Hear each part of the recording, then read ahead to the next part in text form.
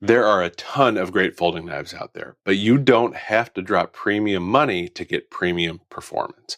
Today we're going to look at 10 folders under $100 that absolutely deliver, from classy gentlemen's carries to rugged workhorses and fidget-friendly favorites.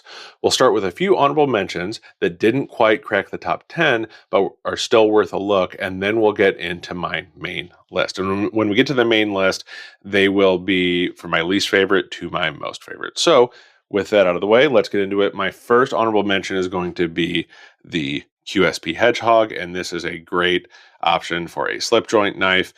It just didn't make the cut because there was a slip joint that I liked a little bit better. Next, we have the Opinel number 6, and this is by far the cheapest option that I will have here.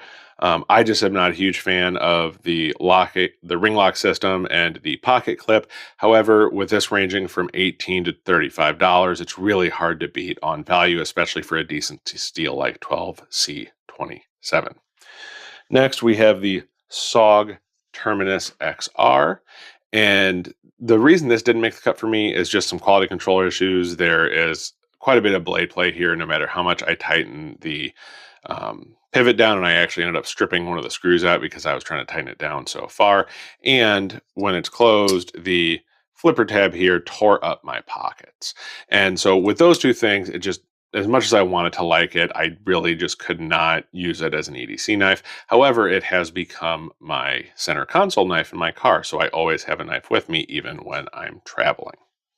And last but not least, we have one that you may be surprised didn't make the list, and that is the Demco AD 20.5, and I absolutely love this knife. However, it is not consistently available under $100, so I just didn't want to include it on the under $100 list, just because I think a knife on this list should be consistently under $100, and this just is not all the time. So with that out of the way, let's get into our first one on the main list, and that is the CJRB Maximal. Now, this one comes in ARSF2 steel, which is actually the reason that I bought this, because I was interested in trying out that steel. If you're not familiar, ARSF2 is essentially a spray form 154 cm. It's not chemically identical, but it's very close. Now, this is the only version of this that comes in that. There are other scale materials, but they come with AR RPM 9, which is essentially a spray form 9 CR. So still a pretty good steel. Now, the reason this is at the bottom for me is the action. It took a while to break in for me, and I really had to kind of adjust it quite a bit as far as, finding the right tension and everything. But I do like it now. But overall, the action just feels a little bit cheaper than a lot of the other options on this list. But that being said, it is still a great deal for what it cost. I got this one for actually around $50, which I thought was a really, really good deal.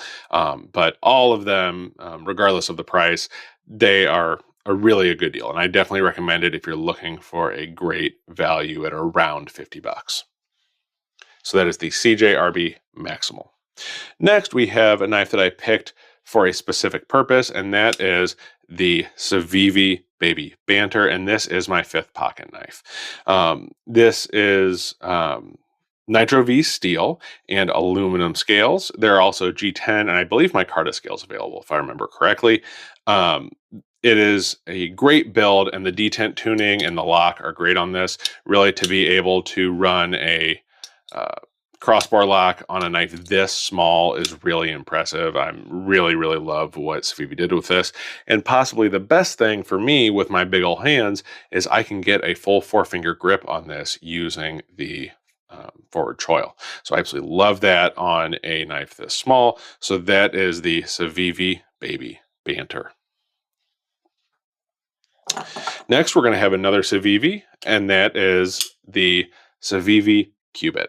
Now, I'm usually not a big fan of the plunge style button locks, but this one I really, really do enjoy. This is Damascus steel, and CIVIVI's Damascus is 9CR and 10CR, so you're actually getting some pretty decent steel in that Damascus, and these are aluminum scales. Now, the other models of the Qubit come with either 14C, 28 end steel on most of them, or there's also a Blade HQ exclusive that has S35VN. Now, this is a very lightweight knife and very slicey, thin blade stock, so it's not going to be a heavy hitter. It's not going to be a hard use knife, but for most EDC tasks, this is going to be great. And for tasks where you need a slicing knife, this is going to be awesome for you. And if you like to fidget, you will love this. It is one of my favorite knives to fidget with, just with the button lock and the deployment. I absolutely love it. And you get Damascus, which just looks so darn classy. So that is the CIVIVI Qubit. Next up, we have one of my more recent additions, and that is the Vosteed Kroc, and this just has that bold styling with the sheep's foot or cleaver style blade there. And all of the models have two-tone G10 scales, so you can see this one has kind of a tan or yellow and green. There are a variety of different colors. There's also some premium models on these that come with nicer steel, but I really like the budget models on these. It comes with Vosteed's top liner lock, which is a button operated compression lock. So you're getting the best of both worlds, the strength of a liner lock and the convenience and finger safety of a button lock. And it has great ergos, kind of like with the CIVIVI Baby Banter. It has this front choil here. I wish the choil was a little bit bigger, but I can still get up in there and really use it to get some good pressure on cuts, but I can also choke down and still have a full 4-finger grip on it as well. So that is the Vosteed Kroc. Next, we have probably the ugliest duckling out of my collection, and that is the Kizer Bulldog. If I said the Kroc had bold styling, this has, I think, even bolder styling. It is a beefy build, a very unique blade shape, lots of jimping on the back here, actually, which I think is something that kind of goes unnoticed sometimes. But this is 154 cm steel and micarta scales, and I absolutely love Kizer's micarta. They do awesome stuff with micarta, or whoever they get their micarta from. There are other steel options. There's Nitro V, and there's also a mini version of this that has even some premium steels, but just a really cool design.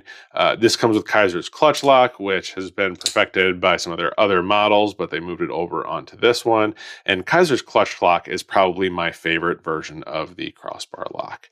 And the other thing I like about this is with the blade sitting where it does, when you're holding it like this, it sits at or just below your fingers, depending on how you hold it. But that is great for, like, camping tasks. If you're preparing food and chopping, it is really good for tasks like that. So it's the unique design actually has some utility to it. So that again is the Kizer Bulldog. So next we're going to move back to CIVIVI, and we have the CIVIVI Yonder. Now, this was actually 2024 Blade Show's best buy, and it's easy to see why. It comes with 14C 28 and steel and my G10 scales. I believe there may be some micarta versions available. I could be wrong on that, but I do know they all also have some versions that have a coated blade. And the blade shape is a spay blade, is what they call it. So it's kind of like almost a cross between a reverse tanto with kind of a belly here. But I really do like the design of the spay blade. It has a very smooth action, and for CIVIVI not having a bunch of experience with crossbar locks, I really do like this. I think it has just a tiny bit of lock stick to it, but I'm thinking with more operation that'll break in, because this is still a relatively new knife to me. But that is the CIVIVI Yonder. Next, we're going to go back to Vosteed and the Vosteed Porcupine. Now, this comes in 14C28 and steel, as many of these do. It is a great budget steel, and this has micarta scales. There are also versions that have G10 scales as well. And again, this comes with the top liner lock from Vosteed, which is a button-operated compression lock. And again, that gives you the safety of a liner lock, or the strength of a liner lock, and the finger safety and convenience of a button lock. And it has a very utilitarian blade shape, the drop point with the decent sized belly here, great for a lot of utility tasks. And it has the choil up here, so you can either choke up or you can also use it choke down. I can get a full 4-finger grip either way, but that is the Vosteed Porcupine. Now, this is actually the slip joint that beat out the QSP hedgehog, and that is the Spyderco Metropolitan. And you might not think of Spyderco, most people don't, for their under $100 options and knives, but this is a great option. This has M398 steel, and it is made in Italy. So this is a super steel in a European-made knife for under $100, and that's just about unheard of. And M398 steel, if you're not familiar, it's kind of an improved M390. It sacrifices a little bit of toughness and corrosion resistance for extra edge retention. So this is a very high edge retention steel. And probably the biggest bonus for the Metropolitan is because of the blade length and also the fact that it is a slip joint. It is legal across almost all of the US and through a good chunk of Europe as well, especially thanks to that slip joint system.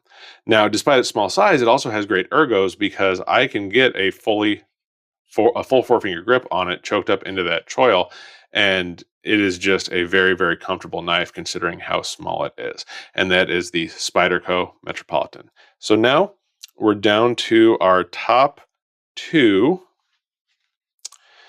And in second place, we are going to have the Vosteed Marten.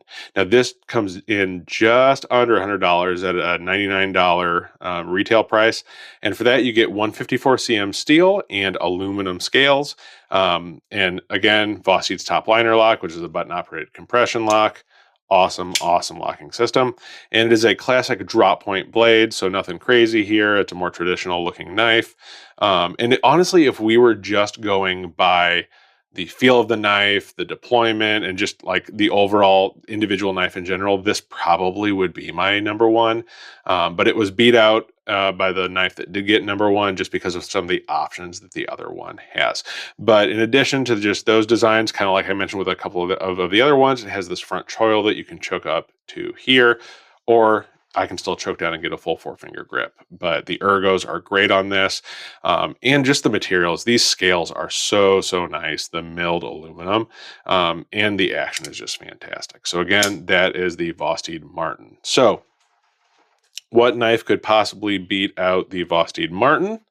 That would be the Kizer Drop Bear and the Kizer Drop Bear 2. So Kizer has had a couple of iterations of the drop bear now.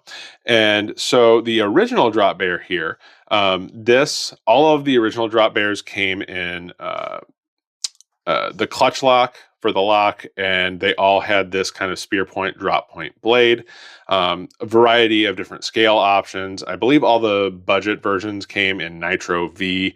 There were some 154 cm, but I believe those came in above $100 if I remember correctly.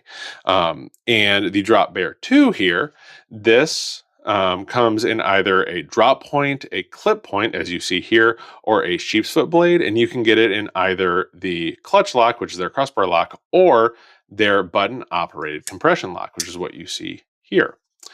And so with that being the case, the Drop Bear just earned the top spot because of the variety of options that you have here. And another thing, I've mentioned Kizer's micarta. I absolutely love their micarta. I'm not huge on this color of micarta, but I think as this one kind of starts to soak in, you can already see it starting to here. As it soaks in the oil from my skin and things like that, and it darkens up, I think I'll really start to like this one.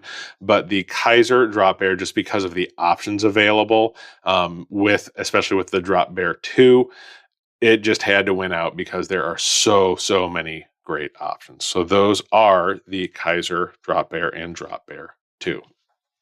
So that wraps up my top 10 folding knives under $100.